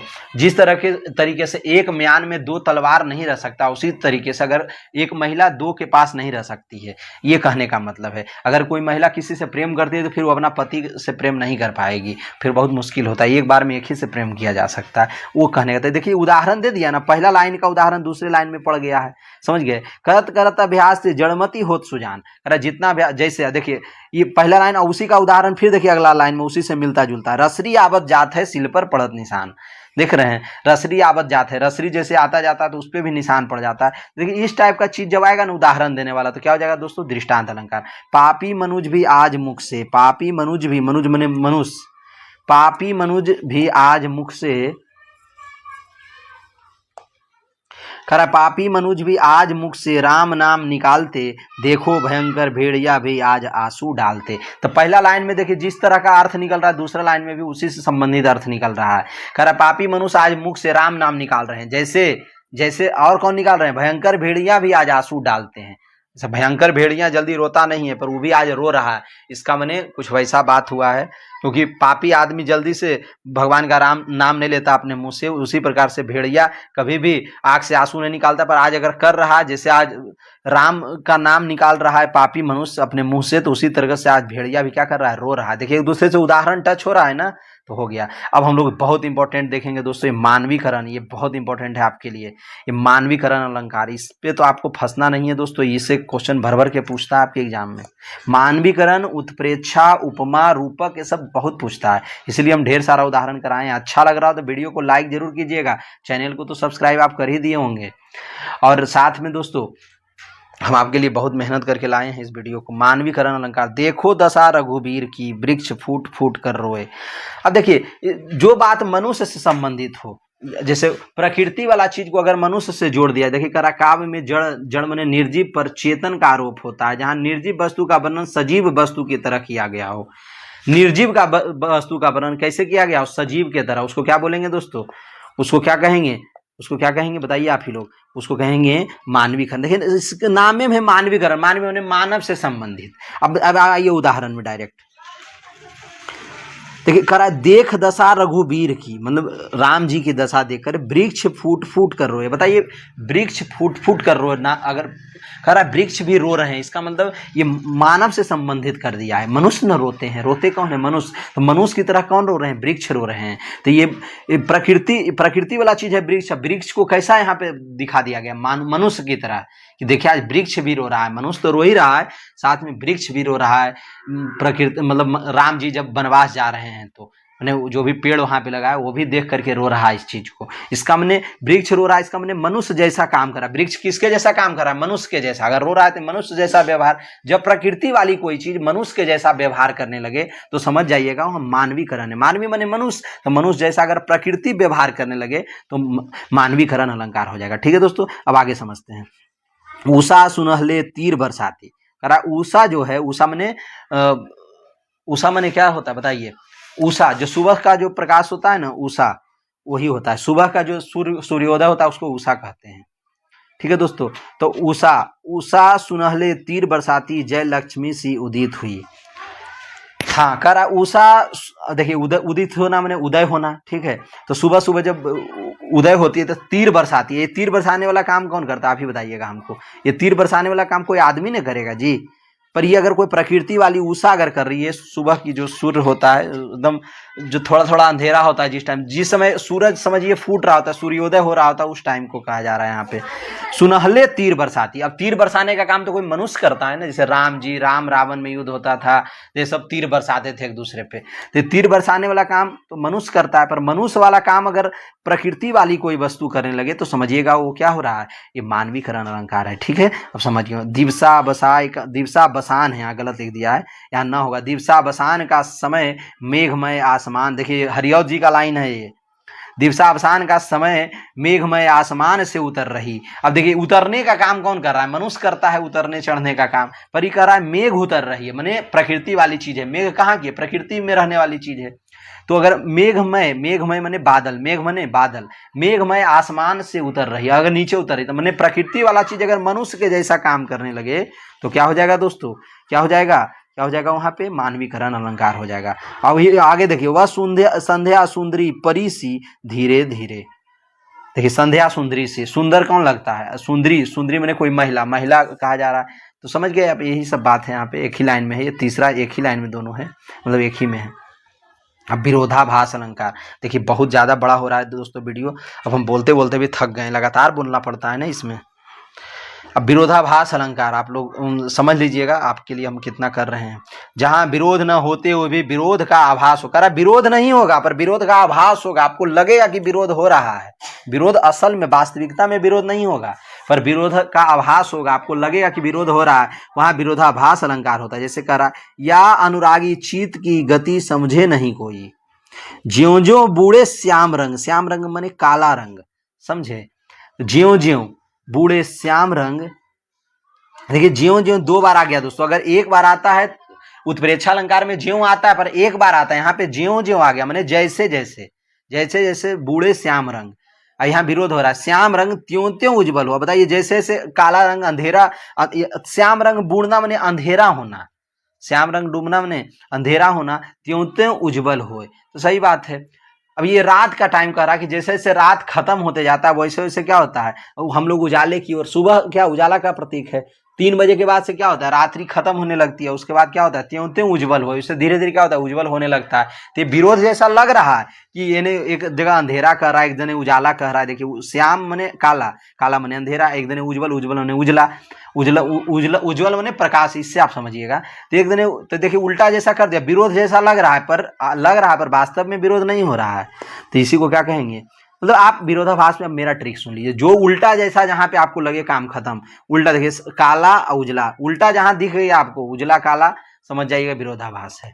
समझिए, ज्यादा दिमाग मत दौड़ाइए, ज्यादा दिमाग दौड़ाएंगे अलबला जाएंगे। जब से है आंख लगी, करा जब से है आंख लगी तब से न आंख लगी। देखिए करा एक दिन करा आंख लगी, एक तरफ क्या करा आंख लगी, एक दिन कह रहा है न आंख लगी, तो उल्टा कर दिया ना। एक तरफ करा आंख लगी, एक दिन कह रहा न आंख लगी, समझ गए? तो उल्टा हो गया ना एक दूसरे का।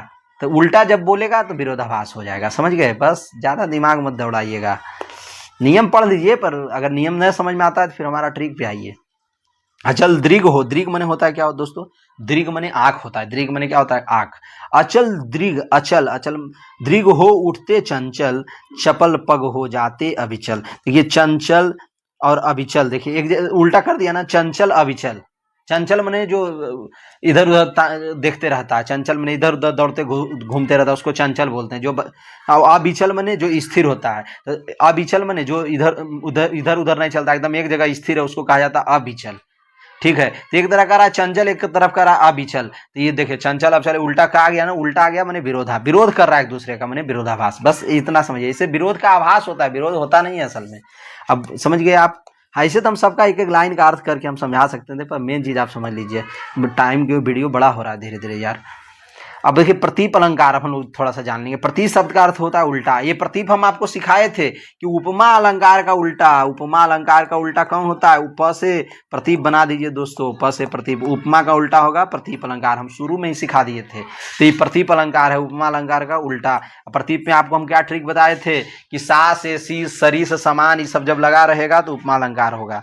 प्रतीप देखिए उल्टा है ना, प्रतीप उल्टा था जहां उपमान की तुलना उपमेय से हो, जहां उपमान की तुलना उपमेय से हो वहां प्रतीप अलंकार होता है। पर ये उपमा अलंकार में क्या होता था, उपमेय की तुलना उपमान।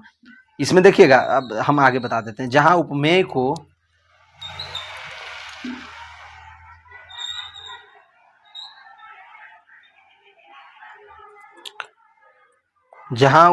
को उपमान से श्रेष्ठ बताया जाता है। अगर उपमान से श्रेष्ठ बताया जाए वहां प्रतीप अलंकार होती है। प्रतीप अलंकार को उपमा अलंकार का उल्टा देखिए आ गया ना, वो वाली बात कर रहा है। उस तपस्वी से लंबे थे, देखिए से आ गया यहाँ पे, थे देवदार दो चार खड़े। देखिए यहाँ भी सम आ रहा है, पर ये देखिए प्रतीप अलंकार में ऐसे करके आपको यहाँ पे फंसना नहीं है, हम आपको रास्ता बताएंगे।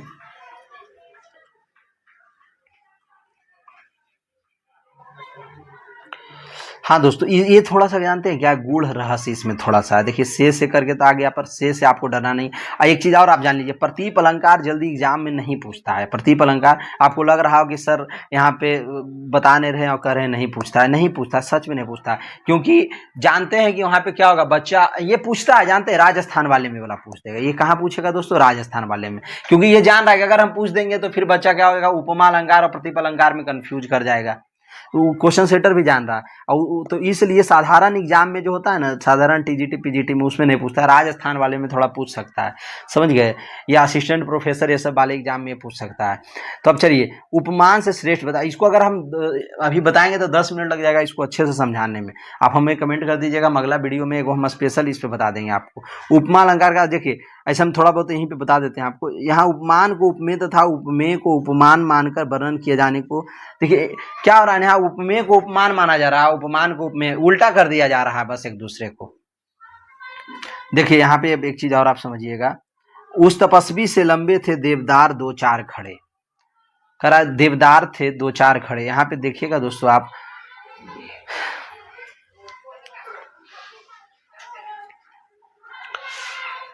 हाँ इसको हम बाद में बताएंगे, अच्छे से बताएंगे, अभी हमारा दिमाग काम नहीं कर रहा है, ठीक है, हम आराम से ही आपको अच्छे से बताएंगे बाद में, हम झूठ नहीं बोलेंगे। अभी यहाँ पे ऐसा नहीं कि आने रहा, पर यहाँ पे हमको फिर लग रहा है कि अच्छे से समझाने में आपको टाइम हमको लग जाएगा, वीडियो बहुत बड़ा हो जा रहा है। देखिए 1 घंटा प्लस हो गया, हम बता देंगे आपको, पर आपके एग्जाम में इस तरह से आता नहीं है, और आपको जरूरत हो तो आप अपने से पढ़ सकते हैं। बस ये अगर आएगा तो यही सब में से कोई एक आ जाएगा, ऐसे तो आता ही नहीं है, हम जानते हैं ही नहीं आना है, समझ गए हैं।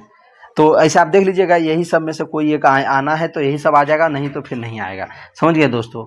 अभी तक नहीं पूछा है इसको, इसलिए हम दिमाग में रखे हुए थे कि इसको बताने की कोई ज़रूरत नहीं। अब चलिए दीपक अलंकार, दीपक अलंकार में ये भी देखिए नहीं पूछता है, ठीक है, पर आप एक माइंड में रख लीजिए, फेमस दोहा है, रहीमन पानी राखिए, तो रहीमन पानी राखिए बिन पानी, ये श्लेष अलंकार है, ये श्लेष अलंकार, ये पूछ सकता है श्लेष अलंकार, ठीक है, श्लेष अलंकार है, ये अलंकार में पूछेगा, पर ये हाँ समझ गए, श्लेष अलंकार। रहीमन पानी राखिए बिन पानी सब सुन, पानी गए न उबरे मोती मानुष चून। करा यहाँ प्रस्तुत उपमेय तथा उपमान दोनों का एक धर्म कहा गया, वहाँ दीपक अलंकार होता है, ठीक है। चलिए हटाइए, ये सब उतना पूछता है। व्यतिरेक भी देखिए कभी आज तक नहीं पूछा है दोस्तों, अपन होती भी देखिए नहीं पूछेगा। अब कोई वैसा नहीं है कि आपसे पूछे। हाँ, एक असंगति हो सकता है पूछ दे आपसे। असंगति कभी कभी हमको देखने को मिलता है क्वेश्चन, इसलिए देखिए जो रहेगा हम बता देंगे। असंगति अलंकार में जिस काव्य में कारण और कार्य का मेल न हो, संगति न हो, असंगति अलंकार।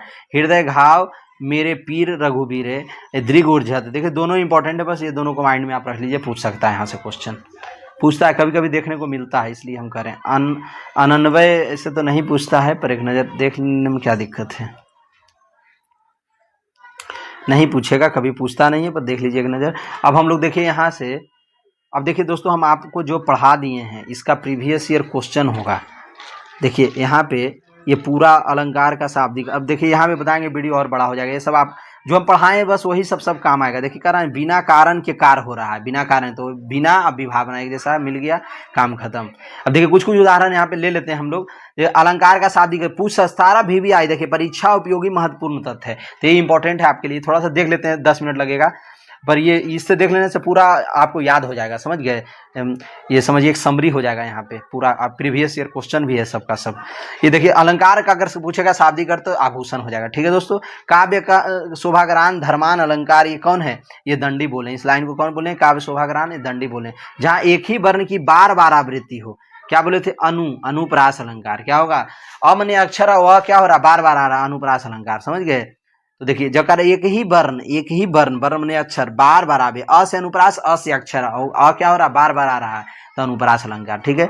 जहाँ एक ही शब्द से अनेक अर्थ निकले, करा एक ही शब्द हुआ उससे अर्थ अनेक निकले, तो क्या बताए थे कि कोई चीज को आप चिपका दीजिए, जैसे आप च्युइंगम खाते हैं, च्युइंगम को कहीं पे चिपका दीजिए, उसको फिर खींचिए, देखिए बार बार निकलते रहेगा, बार बार निकलते रहेगा। देखते हैं चप्पल उप्पल में कभी कभी सट जाता है च्युइंगम वगैरह, जितना खींचिए उतना निकलते रहेगा, तो समझ गए। शब्द एक ही रहेगा, जैसे पानी, पानी एक शब्द है, पर पानी का अर्थ देखिए इज्जत हो जाएगा, पानी का अर्थ देखिए इज्जत हो जाएगा। पानी मने ये चूना, एक तो चूना जल के लिए पानी का यूज है, फिर पानी का अर्थ चमक भी होता है, देखिए एक ही शब्द में कितना सारा अर्थ छिपा हुआ है। एक पानी का अर्थ जल भी होता है, इस तरीके से पानी का एक ही है पानी, पर इसका ढेर सारा अर्थ है, सटा हुआ है, स से सले स से सटा हुआ है, उसका ढेर सारा अर्थ, उससे हम सटा हुआ है तो उसको धीरे धीरे खींच सकते हैं, निकाल सकते हैं ढेर सारा अर्थ। तो ये करा जब एक ही शब्द से अनेक अर्थ निकले, श्लेष अलंकार, ठीक है दोस्तों। हम देखिए यहाँ पे आपको समझा दिए, इसी बहाने आपका रिवीजन भी हो रहा है सारा का सारा, हम करा देते हैं एक नजर। विप्सा अलंकार को देखिए क्या कहते हैं, पुनरुक्ति प्रकाश अलंकार के नाम से, देखिए इंपॉर्टेंट है दोस्तों, विप्सा अलंकार है, ये सब इंपॉर्टेंट है, यहाँ पे सब याद कर लीजिएगा। विप्सा अलंकार को पुनरुक्ति प्रकाश अलंकार भी कहा जाता है, ठीक है। इसको याद कैसे करिएगा, आप देखिए यहीं पे आपको हम याद करने का ट्रिक भी बता देते हैं। यहाँ देखिए विप्सा, विप्सा मैंने प्यास, प्यासा जैसा लग रहा है, विप्सा मैंने प्यासा, प्यास लगा पसा करके लिखा हुआ है ना, तो इसको माइंड में कुछ ट्रिक बनाइए ना। विप्सा मैंने प्यास लगा हुआ, प्यास क्या हो रहा है, बार बार पुनः पुनः मैंने पुनरुक्ति प्रकाश अलंकार हो जाएगा, ठीक है। चलिए देखिए आपको जैसे याद होता है कर लीजिए। जहाँ शब्दों के अर्थ से चमत्कार स्पष्ट हो, कह रहा है शब्दों के अर्थ से, तो शब्दों के अर्थ से कह रहा है, देखिए यहाँ ध्यान दीजिएगा, शब्दों से नहीं कह रहा है, शब्दों के अर्थ से कह रहा है, अर्थ से चमत्कार स्पष्ट हो, अर्थालंकार। अगर कहे सिर्फ शब्द से चमत्कार हो तो वहाँ शब्दालंकार, ठीक है, पर यहाँ अगर अर्थ से चमत्कार स्पष्ट हो तो अर्थालंकार। जहाँ बिना कारण के ही कार का होना, अरे बिना कारण के कार, तो बी से विभावना, बिना एक जैसा हो गया, विभावना अलंकार। जहाँ उपमेय में उपमान की संभावना, बताए थे संभावना, उसमें संभावना, उसे उत्प्रेक्षा, याद रखिएगा। संभावना मैंने उसमें, उससे अगर संभावना की बात करते, कहे थे ना इंपॉर्टेंट है, देखिए आ गया ना यहाँ पे, कहे थे ये वाला इंपॉर्टेंट है। देखिए संभावना, संभावना किससे होगा, उससे, कोई ट्रिक बना लीजिए, उससे हो गया उत्प्रेक्षा। संभावना मैंने उससे मैंने उत्प्रेक्षा। उपमेय में उपमान की संभावना प्रकट हो, उत्प्रेक्षा में फटाक से मारिए। उपमेय में उपमान का निषेध रहित आरोप हो, रूपक, निषेध रहित बोल दे या अभेद रहित बोल दे, या अभेद बोल दे, बस अभेद बोल दे, निषेध बोल दे या अभेद बोल दे, दोनों एक ही बात है, रूपक अलंकार करा। देखिए ये दोनों ध्यान दीजिएगा यहाँ पे, देखिए उत्प्रेक्षा में करा उपमेय में उपमान की संभावना प्रकट हो रहा है, पर इसमें क्या करा, निषेध रहित, रूपक में करा निषेध रहित आरोप हो रहा है, समझ गए। दोनों पे ध्यान देना आपको दोस्तों, ठीक। अब चलिए आगे चलते हैं। देखिए ये भी देखिए इंपॉर्टेंट आ गया। उपमा अलंकार के कितने तत्व हैं, 4 तत्व हैं। और क्या क्या एक बार थोड़ा सा हम लोग यहाँ पे रिवीजन में ले लेते हैं, कौन कौन होता है, ठीक है दोस्तों। कौन कौन होता है, तो ये उपमेय, उपमान, वाचक शब्द और साधारण धर्म, ये चारों हो गया ना। यहाँ जड़, जहाँ जड़ पर चेतन का आरोप हो, जड़, जड़ माने निर्जीव वस्तु पर, जैसे निर्जीव माने प्रकृति वाली चीज को कहा जा रहा है निर्जीव। अब प्रकृति चीज पर अगर उसको मनुष्य के जैसा करके दिखाया जाता है तो क्या हो जाएगा, मानवीकरण, क्या हो जाएगा, पर जड़ पर चेतन का आरोप, चेतन माने वही मनुष्य का जो व्यवहार होता है उसको चेतन समझ लीजिए यहाँ पे, ठीक है। जड़ पर चेतन का आरोप हो मानवीकरण अलंकार। जब कोई निर्जीव वस्तु प्रकृति वाली वस्तु जब मनुष्य के जैसा काम करने लगे तो उसी को क्या कहा जाता है, जड़ पर चेतन मानवीकरण अलंकार होता है, ठीक है। जहाँ बात को बढ़ा चढ़ा करके प्रस्तुत किया जाता है, बताए थे ना, बढ़ा चढ़ा करके मैंने ज्यादा, बढ़ाना चढ़ाना मैंने ज्यादा, ज्यादा मैंने अति, अति से उक्ति अलंकार, बस खत्म बात। उपमेय की तुलना उपमान से की जाती है, उपमेय की तुलना किससे की जाती है, उपमान के। जब तुलना का बात आएगा उपमा अलंकार क्या हो जाएगा, उपमा। उपमा में क्या ट्रिक बताए थे, सा से सी रहेगा, सा से सी, सम सरिस। यही उपमा का उल्टा क्या होता है, प्रतीप अलंकार होता है। प्रतीप अलंकार आपको हम बताएं दोस्तों, ये एग्जाम में आपका पूछता नहीं है जल्दी, पर ये पूछेगा कहाँ, जहाँ हाई लेवल का क्वेश्चन बना था, जैसे राजस्थान में आपके यहाँ स्टेट में नहीं पूछता, इसलिए हम बहुत ज्यादा, क्योंकि उसको हम समझाएंगे तो डीप में समझाना पड़ेगा हमको, डीप में समझाएंगे तो आपको क्या फायदा है, डीप में बहुत ज्यादा पूछता ही नहीं एग्जाम में, तो समझ गए। जब उपमान की तुलना उपमेय से कर दी जाए तो वहां देखिए कहते हैं एक दूसरे का उल्टा होता है। देखिए इसमें देखिए पहले में, अब देखिए यहाँ पे थोड़ा सा अच्छे समझा देते हैं आपको, जितना समझा सकते हैं। देखिए इसमें कह रहा उपमेय आगे आगे में, इसमें देखिए उपमान, ठीक है, एक दूसरे का उल्टा हो गया ना, एक दूसरे का क्या हो गया, ऊपर वाले में उपमान और नीचे उपमेय। तो देखिए इसमें उल्टा, इसमें भी उल्टा, दोनों अलग अलग कर दिया ना, तो देखिए अलग अलग कर दिया, बस यही है और क्या। प्रतीप अलंकार, प्रतीप वाले में क्या होगा, उपमान आगे आ जाएगा, पीछे हो जाएगा उपमेय, समझिए। उपमान की तुलना उपमेय से कर दी जाए, ये समझाना कोई बड़ा चीज नहीं था, पर टाइम बहुत ज्यादा लग जाता। तो अब आगे हम लोग चलते हैं। प्रतीप अलंकार को उपमा अलंकार का उल्टा कहा अलंकार कहते हैं, वही बात है, घूम फिर करके आ गया यार, बट हाँ अब आगे चलते हैं दोस्तों। कह रहा उषा उदास आती है, उषा उदास आती है, उषा मैंने वही, अब आने का काम कौन कर रहा है बताइए, आने का काम मनुष्य करता है। ये कह रहा उषा, उषा मैंने सुबह की जो किरणें होती हैं, सुबह का जो सूर्य होता है उसी को कहा जाता है उषा, सूर्योदय के टाइम को उषा कहा जाता है। तो ये उषा उदास आती है, अरे भाई तो उषा उदास आती है, तो यहाँ पे उषा क्या है, मनुष्य के जैसा काम करे, मैंने मानवीय अलंकार, ठीक है, मानवीकरण अलंकार। कबीरा सोई पीर है जे जाने पर पीर, देखिए कबीरा सोई पीर है, देखिए यहाँ पे पीर, ये क्या है, पीर शब्द यहाँ पे आ गया दो बार। जब एक शब्द दो बार आया, दोनों बार अर्थ अलग अलग हो, तो क्या हो जाएगा, यमक अलंकार। हम सिखाए थे आप लोग को, यमक अलंकार पूछेगा कि किस में शब्दालंकार है कि अर्थालंकार, बताइए अब आप ही। हम क्या ट्रिक बताए थे दोस्तों, आया सब भी, आया सब बिहार, बी से बना देंगे लास्ट वाला, आया सब बिहार, आ से अनुप्रास, य से यमक अलंकार। देखिए यमक अलंकार किस में चला जाएगा, शब्दालंकार में, ठीक है दोस्तों। कबीरा सोई पीर है, ये पीर का एक अर्थ है, देखिए यहाँ पे बता देते हैं आप लोग को, टाइम बहुत लगता है यार बताने में, अब लेट हो रहा है। कबीरा सोई पीर है, ये पीर माने महापुरुष के बारे में, साधु संत के बारे में पीर कहा जा रहा था। कबीर एक साधु थे ही, समझ गए, ऐसे तो गृहस्थ आदमी थे, घर में रहने वाले थे, पर एक साधु मान लेते हैं। ये पीर को, साधुओं को पीर कहा जाता है। एक जन जाने पर पीर, यहाँ पे पीर का अर्थ है दुख कष्ट। ये पीर, यहाँ पे जो पीर है इसका अर्थ क्या है, दुख कष्ट, क्या है, दुख कष्ट। जो करा कबीरा सोई, देखिए दोनों दो बार आया पीर, पर दोनों का अर्थ अलग अलग है। यहाँ पे जो पीर है इसका अर्थ है साधु, साधु सन्यासी संत जो कह लीजिए, महापुरुष। तो देखिए एक जगह साधु, एक जगह, एक शब्द दो बार आया पर दोनों का अर्थ अलग अलग है, ठीक है दोस्तों। तो हाँ यमक अलंकार, अब ज्यादा नहीं करेंगे हम, फिर नहीं तो परेशान हो जाएंगे। चलिए अब आगे चलते हैं, बोलते बोलते एकदम थक गए हैं दोस्तों। तरनी के ही संग तरल, ये तरनी के ही संग तरल में तरनी डूबी थी हमारी ताल में। हाँ तो यहाँ पे तरनी, देखिए दो बार तरनी आ रहा है, तो तरनी का दोनों अलग अलग अर्थ है, एक सुर है, एक तरनी डूबी थी हमारी ताल में। तो यहाँ भी यमक अलंकार है, समझ गए। ये तरनी एक नवयुवती के लिए भी कहा जा सकता है। तेरी बर्छी ने, बर्छी, बर्छी मैंने वो हथियार जो होता है ना, बर्छी मतलब हथियार, लड़ाई झगड़ा करने वाला, बर्छी भाला कहते हैं ना, ये बर्छी। यहाँ कह रहा है बर्छी ने, एक बर्छी ने, एक बर्छी ने, देखिए अलग अलग। ये बर्छी मैंने ये हथियार है, ये बर्छी ने मैंने कोई दूल्हा को छीन लिया है, दूल्हा को छीन लिया, कोई दूल्हा को, समझ गए। बर मने यहाँ दूल्हा, दूल्हा को छीन लिया। देखिए दोनों सब दो बार आ गया, देख रहे हैं, पर दोनों का अर्थ अलग अलग है। यहाँ यमक अलंकार। नवल सुंदर श्याम शरीर, देखिए उपमा अलंकार है। देखिए यहाँ श्याम शरीर की, नीरद सी, यहाँ पे क्या आ गया दोस्तों, यहाँ पे देखिए नीरद सी आ गया, ठीक है, उपमा अलंकार हो जाएगा, ठीक है। अब आगे चलते हैं, पर यहाँ पे देखिए श्याम रूपी शरीर, श्याम रूपी शरीर, अगर ये देखिए हाइफन लगे तो यहाँ रूपक भी हो सकता है, इस लाइन में आ गया उपमा, इसमें रूपक भी डाल सकते हैं।